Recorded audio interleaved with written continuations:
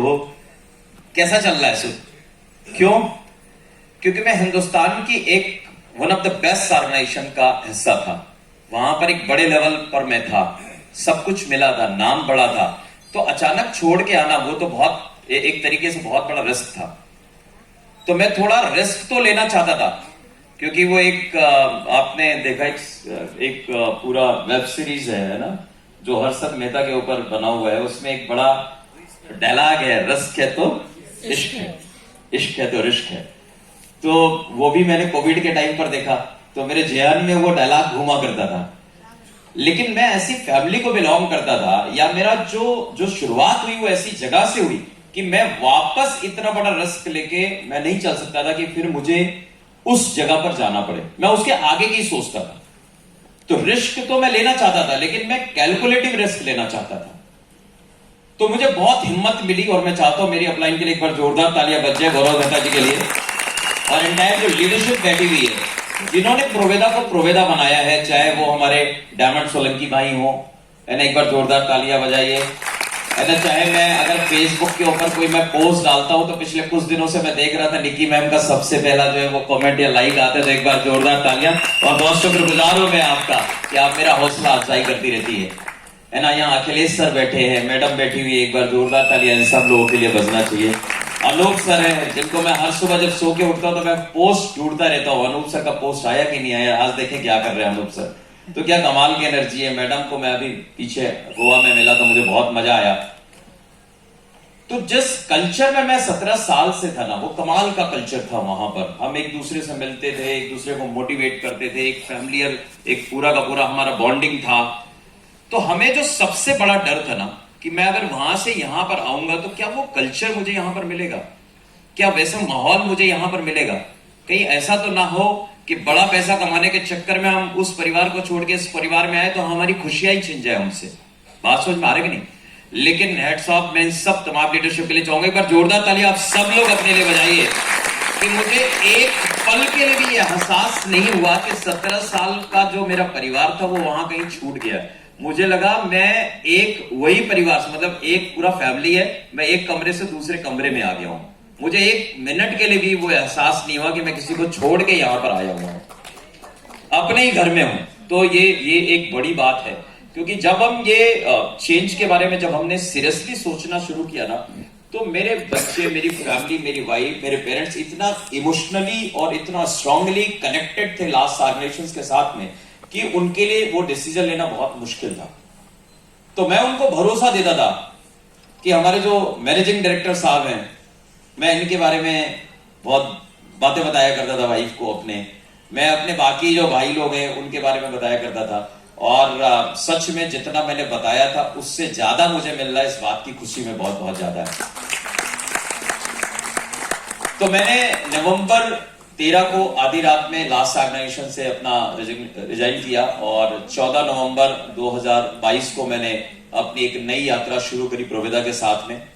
और ये बात सच है, जैसा कि भानु ने बताया, मुझे आज भी नहीं पता है कि पहला लेवल कौन सा है, दूसरा क्या है या आखिरी क्या है। मुझे कोई लेवल नहीं पता है। मैं हर रोज सुबह उठ के अपना मोबाइल एप्लीकेशन चेक करता हूं, आज की बीवी कितनी बड़ी और नंबर ऑफ ज्वाइनिंग कितनी हुई। ये दो चीजें मैं टारगेट करता हूं। और ये लेवल और आपकी इनकम, ये दोनों बाई प्रोडक्ट होते हैं अगर इन दोनों चीजों के ऊपर आप काम करते हैं ईमानदारी के साथ में तो। और अभी तो हम लोगों ने शुरुआत ही नहीं करी है, पिक्चर तो अभी बाकी है सर, अब तो शुरू करना है। अभी तो हम ट्रायल एंड टेस्टेड में थे कि मतलब चलेगा नहीं चलेगा, क्या होगा, कैसे होगा, क्या नहीं होगा। तो जब मैंने ये कंपनी चेंज करी तो मेरे मन में एक ख्याल था कि यार 2008 से मैं इस इंडस्ट्री में फुल टाइम आया और हर महीने 1 लाख रुपए से ज्यादा की इनकम मैं करता रहा एवरी मंथ। मुझे पहली बार ऐसा लगा नवंबर 22 में कि शायद ये वो महीना होगा जब मैं 1 लाख रुपए से नीचे की इनकम करूंगा।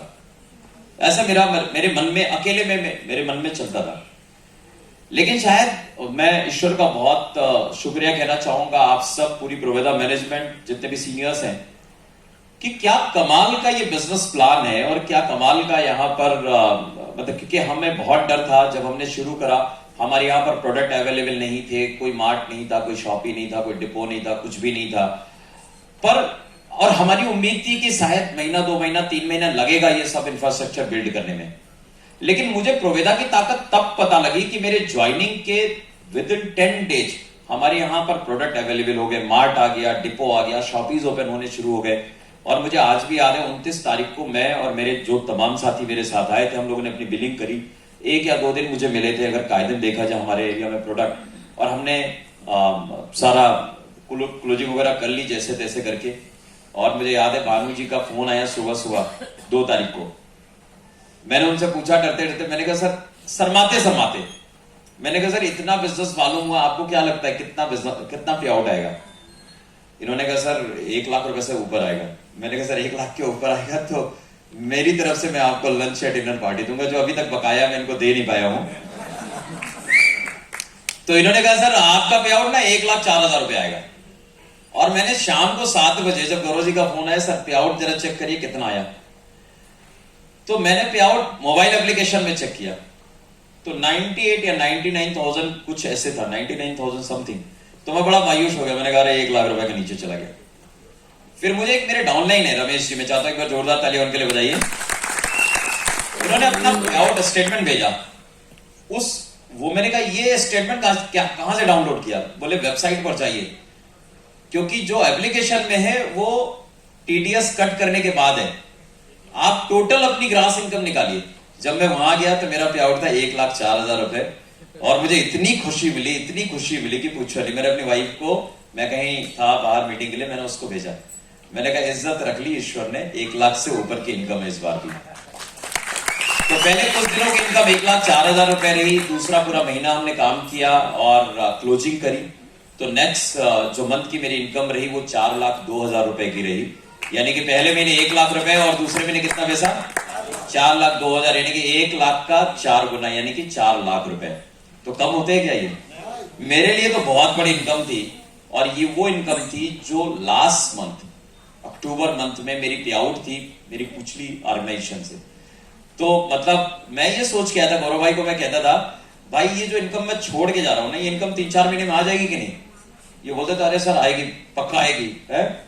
और जब मुझे 30 दिन के बाद अगर देखा जाए तो एक पहली क्लोजिंग तो मैंने 15 दिन में कर दी, दूसरी क्लोजिंग पूरी महीने करी, यानी कि 1.5 महीने के बाद मेरे हाथ में वो पैसा था जो पैसा मैं छोड़ के गया था।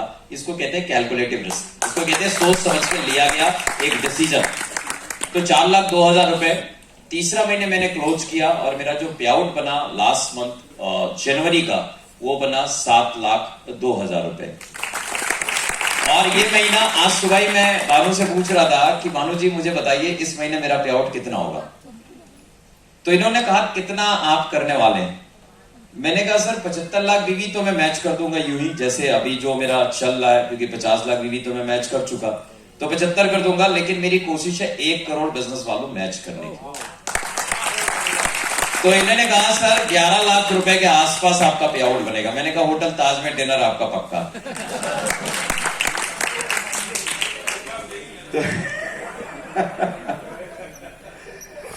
तो 11 लाख, और ये आपको लगता है कि बड़ा है, पर हम जहां से आए हैं और हम जो करते रहे, अभी तो हमने उसका कुछ भी नहीं किया यहां पर। सच में प्रोवेदा का जो मार्केटिंग प्लान है, प्रोवेदा का जो मैनेजमेंट है, प्रोवेदा का जो सिस्टम है, जिस तरीके से कल्चर जो यहां पर है, यहां पर 10 लाख 20 लाख 25 लाख रुपए अर्न करना तो बहुत मतलब यूं चुटकियों का काम है। बस मैं आप सबसे कहूंगा ना, एक ही चीज है जो आपको हमेशा आगे की तरफ लेके जा सकता है, वो है आपके अपने सपने, वो आपके अपने ड्रीम।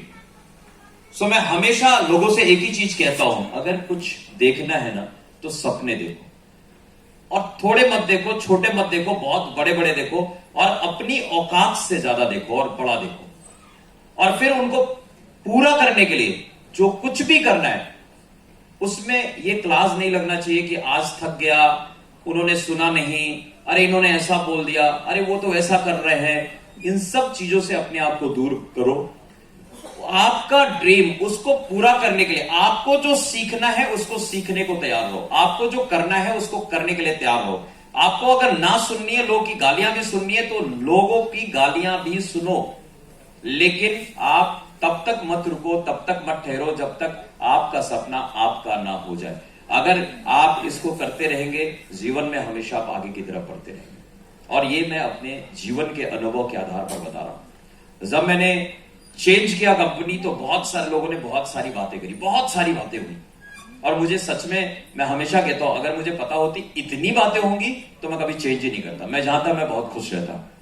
लेकिन मैं आज भी उन सब लोग का शुक्रगुजार हूं। जितनी बातें बनाई गई ना, उतना मेरा हौसला बढ़ता चला गया और मैं उस हौसले से आज यहां तक पहुंचा हूं। और अभी तो जस्ट बिगिनिंग है, अभी तो शुरुआत है, अभी तो बहुत बड़ा करना है। और जब मैंने बदलाव किया था तो लोग मुझसे पूछते थे ये बदलाव आखिर क्यों। मैं उनको हमेशा एक चीज बोलता था, ग्रोथ, ग्रोथ और केवल ग्रोथ के लिए। मैंने अपने बारे में बताया, पर ज्यादा खुशी मुझे तब मिलती है कि जब मेरे नेटवर्क में लोग आके मुझसे बोल के जाते हैं, sir thank you so much कि आपने ऐसा प्लान चुना, ऐसी कंपनी चुनी जहां काम करके मजा आ रहा है। आज मेरे नेटवर्क में ऐसे 4 लोग लास्ट मंथ थे जिनका पे आउट 1 लाख रुपए के ऊपर था। एक व्यक्ति ऐसे थे उन 4 में जिनका पे आउट 2 लाख रुपए था, 1,99,000 रमेश राय जी का। और ये मंथ जो हम लोग क्लोज कर रहे हैं, कम से कम हमारे नेटवर्क में 4 लोग जो पिछले महीने 1.5 लाख रुपए से 2 लाख रुपए के बीच में थे, वो सब अभी मुझे आके बोल के जाते हैं कि सर आज भी क्लोजिंग हो जाए ना तो मेरा पे आउट 2 लाख रुपए के ऊपर है। तो मतलब हम 17 साल तक ऐसे प्लान में थे, बहुत one of the best marketing plan, one of the best product, one of the best management. लेकिन 17 साल में हमारी गणित इतनी कमजोर रही कि हम अभी कभी भी अपना पे आउट कैलकुलेट ही नहीं कर पाए। और आज हम क्या करते हैं, हम रोज ये देख लेते हैं सुबह आज क्लोजिंग हो तो कितना पे आउट आएगा। तो है ना कमाल की बात, तो कमाल है ना श्यामसुंदर भाई, है ना? कितना आसान है। तो आज शायद ये मैं कल कह रहा था किसी से कि जो कुछ भी होता है ना, हमें लगता है कि हम कर रहे हैं, पर एक्चुअली सब ऊपर वाला करवाता है। असीम सर का जीवन कितना अच्छा था, कितना बढ़िया था, है ना? मैन्युफैक्चरिंग यूनिट चला रहे थे, इतना बढ़िया कर रहे थे, वहां पर लाखों करोड़ों रुपए आ रहा था। आखिर ये मगजमारी करने की जरूरत क्या थी? लेकिन मई 2019 में जब इनके दिमाग में ये बात आई होगी नेटवर्क मार्केटिंग ना, तो असीम सर को लग सकता है कि मैं बड़ा स्मार्ट हूं, मैं बड़ा विजनरी हूं, मैं बड़ा हार्ड वर्कर हूं, मैं सही डिसीजन लेता हूं, इसलिए मैंने ये कंपनी शुरू करी। नहीं, ईश्वर ने इनको भेजा है कि हमारे और आपके जैसे लाखों और करोड़ों लोग का भला हो सके। क्योंकि इनके अंदर वो हुनर थी, इनके अंदर वो बात थी, इनके अंदर शायद वो मादा था कि ईश्वर ने इनका चुनाव किया। ऐसे जैसे आज असीम सर को चुना कि प्रोवेदा बनाए, वैसे हम में से बैठे हुए हर एक को ईश्वर ने चुना है कि हम एक माध्यम बने उन हजारों और करोड़ों लोगों तक पहुंचने का, जिनके पास सपने हैं लेकिन जिनके पास प्लेटफॉर्म नहीं है, जरिया नहीं है। हमको और आपको बैठना नहीं है, हमको और आपको मिलकर काम करना है और हिंदुस्तान के हर एक घर तक प्रोवेदा को पहुंचाना है, ताकि ना कि केवल हमारे घर गाड़ियां आए, बल्कि हिंदुस्तान के हर एक घर में गाड़ियां आए, हिंदुस्तान के हर एक घर के हर एक भाई बहन फॉरेन ट्रिप करके जाए। बात समझ में आ रही कि नहीं? हर एक के पास अपना घर हो, हर एक की लाखों की इनकम आ रही हो। बनेंगे आप सब लोग वो माध्यम बनेंगे? तो निश्चित तौर पर अगर हम ऐसा सोचेंगे तो हमारा जो अचीवमेंट होगा वो तो बाई प्रोडक्ट होगा। अगर हम लोगों के बारे में सोचेंगे तो ईश्वर हमारे बारे में सोचेगा। तो खूब सोचते रहिए लोगों के बारे में, खूब आगे बढ़ते रहिए। हमारा साथ हमेशा आपके साथ में है, हमारी दुआएं, हमारा आशीर्वाद, हमारी मोहब्बत, जो कुछ भी आप मुझसे लेना चाहे आप लीजिए और खूब मन लगा के काम करिए, खूब आगे बढ़िए। So thank you so much, have a great day, bye bye.